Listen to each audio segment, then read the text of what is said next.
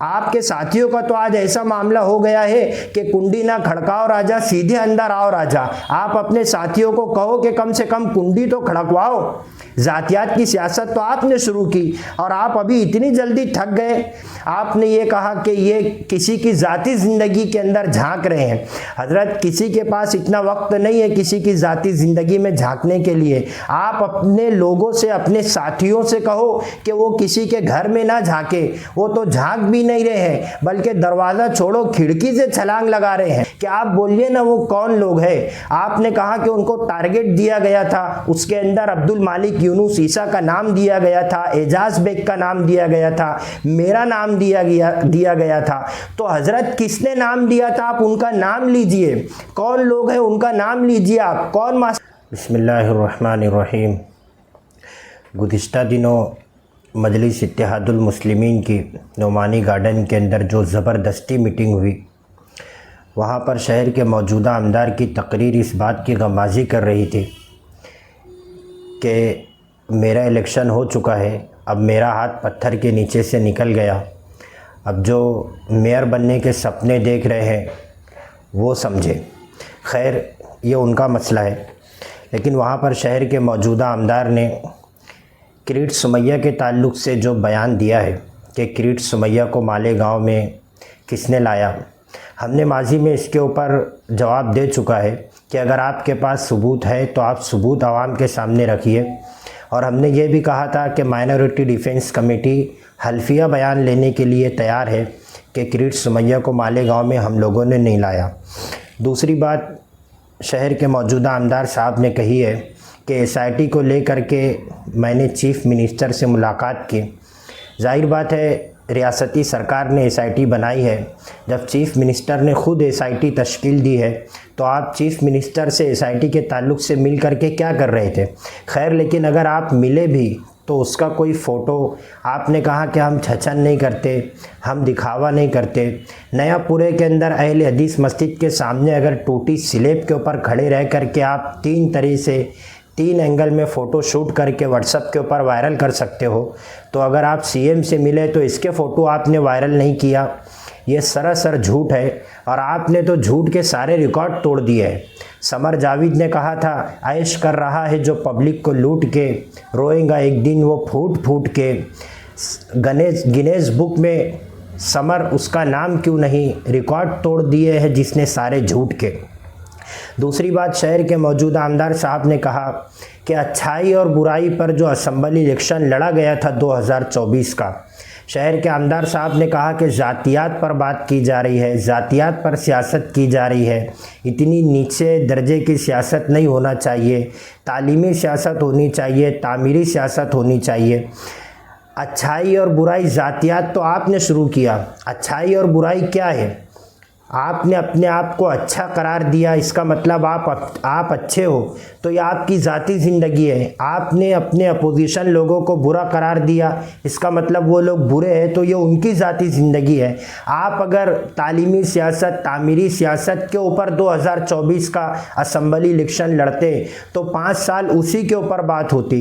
आपने तो ज़ातियात पर इलेक्शन लड़ा, अब तो 5 साल यही बात, अच्छाई और बुराई की ही बात होंगी ना। और अभी तो 10 महीने में आप थक गए, अभी तो 4 साल पूरा बाकी है। कॉरपोरेशन इलेक्शन अच्छाई और बुराई पर ही होने वाला है। हम तो इंतज़ार कर रहे हैं कि आप अपने उम्मीदवारों की लिस्ट जारी करो। हमें तो ये देखना है कि जब आप अच्छे हो तो आप अपने वार्ड से और कितने अच्छे शख्स का इंतखाब करेंगे।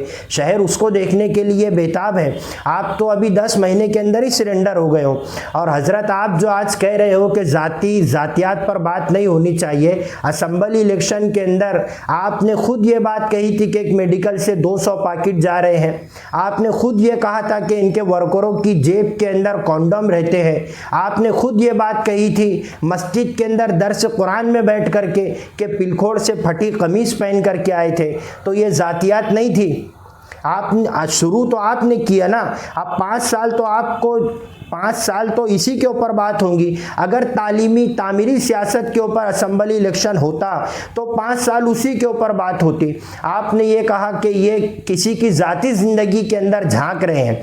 हजरत, किसी के पास इतना वक्त नहीं है किसी की ज़ाती ज़िंदगी में झांकने के लिए। आप अपने लोगों से, अपने साथियों से कहो कि वो किसी के घर में ना झांके।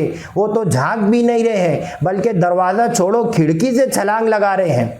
आप उनसे कहो, आपके साथियों का तो आज ऐसा मामला हो गया है कि कुंडी ना खड़काओ राजा, सीधे अंदर आओ राजा। आप अपने साथियों को कहो कि कम से कम कुंडी तो खड़कवाओ। जातियात की सियासत तो आपने शुरू की और आप अभी इतनी जल्दी थक गए। अभी बहुत सारा, अभी पूरा 5 साल बाकी है। और आपने कल वहाँ पर इंतहाई बेतुकी बात कही। आपने कहा कि असेंबली इलेक्शन के पीरियड के अंदर जब मेरी तबीयत ख़राब थी तो अपोजिशन खुशियाँ मना रहा था, मिठाइयाँ तकसीम की जा रही थी। मुफ्ती इस्माइल कासमी साहब, आप कितना झूठ कहोगे।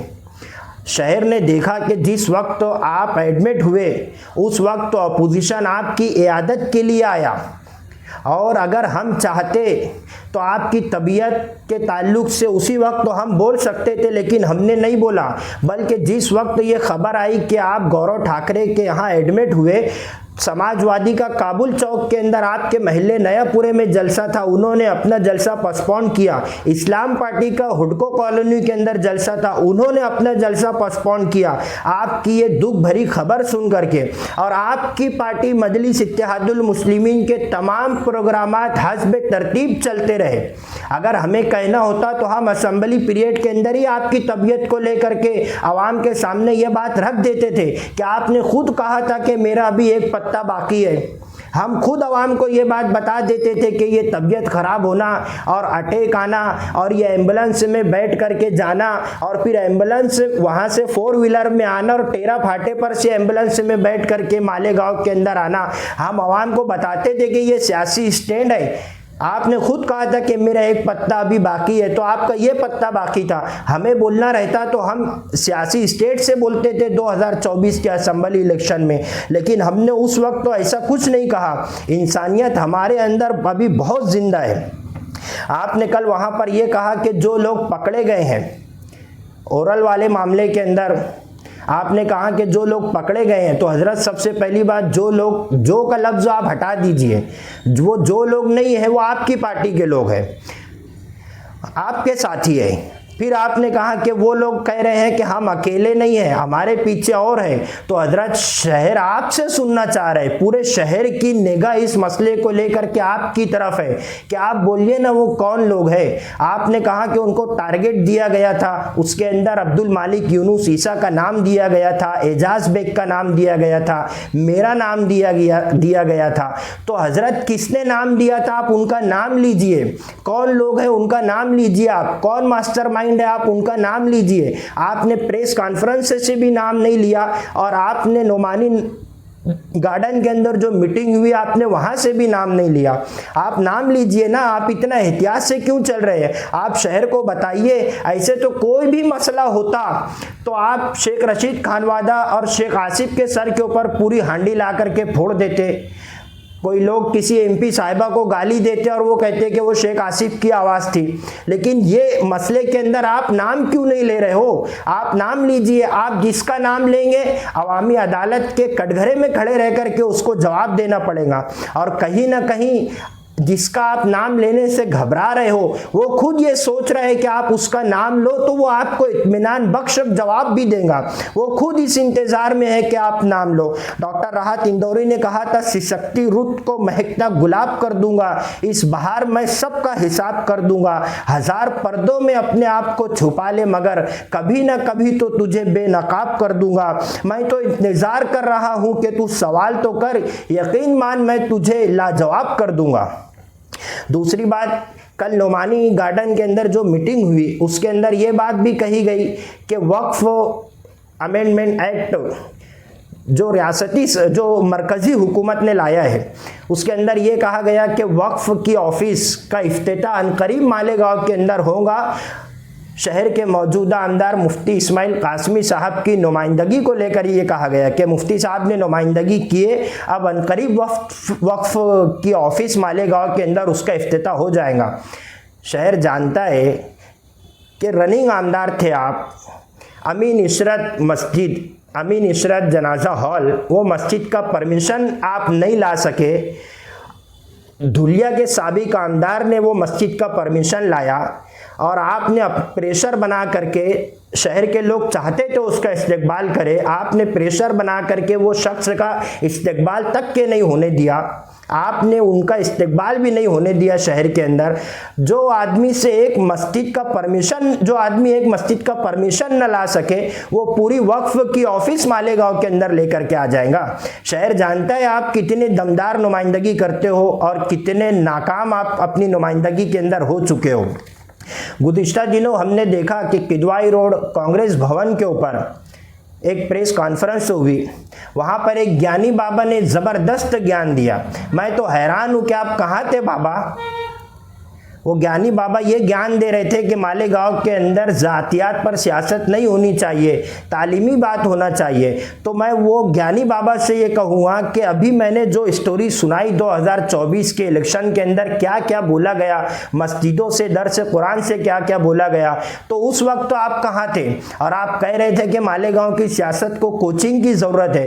तो आप शुरू कर दीजिए। कांग्रेस भवन के अंदर ऐसे भी वो खाली पड़ा रहता और आप खुद उस्ताद बनिए और अपने सदर को कोचिंग, एक उस्ताद और एक शागिर्द शुरू कर दीजिए इनकलाब। और मेरा ऐसा मानना है कि आपसे बेहतर कोचिंग कोई दे भी नहीं सकता, क्योंकि आप शहर के एक मशहूर तालीमी इदारे के मैनेजमेंट भी हो, आप काफ़ी तजुर्बा रखते हो, तो आप कोचिंग दीजिए। और आपने जो मरहूम शेख रशीद साहब की ज़ातियात पर कहा है, मैं आपसे कहना चाहता हूँ कि मुहासिना मौताकुम हदीस से पाक है कि अपने मरने वालों की खूबियाँ बयान करो, उनकी बुराइयाँ मत बयान करो। आपने मरहूम शेख रशीद साहब की ज़ातियात पर जो कहा है, अब आप इसे मेरी चेतावनी समझो या मेरा मशवरा समझो, दोबारा आप किसी भी मरहूम लीडर के, ख़ास तौर से शेख रशीद साहब की ज़ातियात पर आप नहीं बोलना, वरना आप ये चीज़ याद रखना कि जुल्म करती जवानी भी नहीं मांगोगे, अपने खून में रवानी भी नहीं मांगोगे, मेरे मिट्टी के घरौंदे पे बरसने वाले,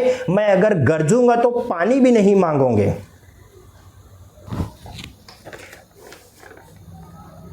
आपकी मीटिंग में यह भी कहा गया कि स्कूलों के ऊपर एसआईटी आ रही है और स्कूलें मुसीबत के अंदर पड़ चुकी है।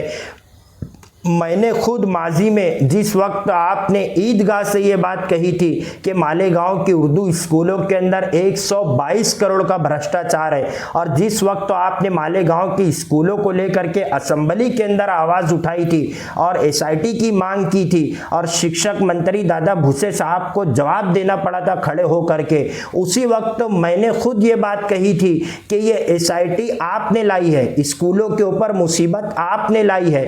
अब आप ये मत कहना कि एसआईटी लाने वाले भी शेख आसिफ साहब है और आप फिर ये आवाम के सामने कह देंगे कि मुंबई की फला फला होटल में दादा भूसे साहब या सीएम साहब के साथ शेख आसिफ साहब को मैंने देखा, तो एसआईटी इन लोगों ने लाई। तो ये मुसीबत शहर के अंदर आपने लाया उर्दू स्कूलों के ऊपर।